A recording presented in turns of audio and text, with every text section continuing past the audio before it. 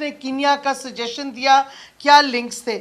تو ایک طرح سے یہ اچھا ہو گیا کہ یہ کرمنل ایک سامنے آ گیا ہے, اس سے اب یہ سوالات پوچھنے چاہیے. دوسرا پوائنٹ میرا یہ ہے کہ پتہ نہیں کیوں ساری قوم بھول گئی ہے جو یوسف رضا گیلانی کی بیوی نے ایک ہار جو کہ فلڈ وکٹمز کے لیے تھا وہ چوری کر لیا, اپنے لیے رکھ لیا. کوئی سوال نہیں اٹھ رہا. یہ کیا کہتے ہیں کہ یہ جو گاڑیاں اللیگلی لی گئیں توشہ خانہ سے, اور کیا چیزیں. اور سوال یہ اٹھتا ہے کہ توشہ خانہ کے رولز سارے پبلک سرونٹس پہ اپلیکیبل ہیں.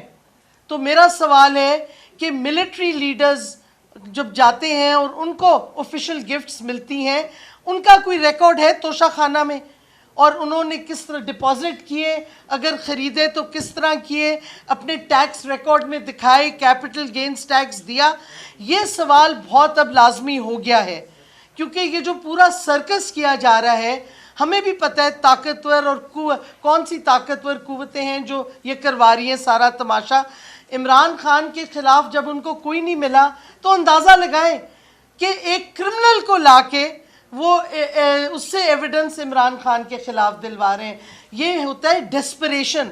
جب آپ کے پاس کچھ نہ ملے تو آپ پینک میں غلطیاں کرتے ہیں, اور یہی غلطی کی کہ ایک شخص جس کی کوئی کریڈیبلٹی نہیں ہے, جو کرمنل ہے, اور صرف ہماری نظروں میں نہیں, ناروے وغیرہ میں اس کے خلاف وہ ہے کہ ایف آئی آرز وغیرہ ہیں, ہی از وانٹیڈ, وہ جا نہیں سکتا.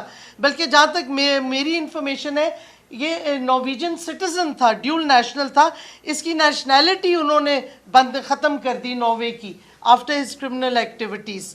تو مطلب ہے کہ خدا را اتنا اپنے آپ کو ایکسپوز نہ کریں یہ طاقتیں کہ اب وہ کرمنل سے ڈیلنگ کر رہے ہیں اسٹیٹ لیول پہ.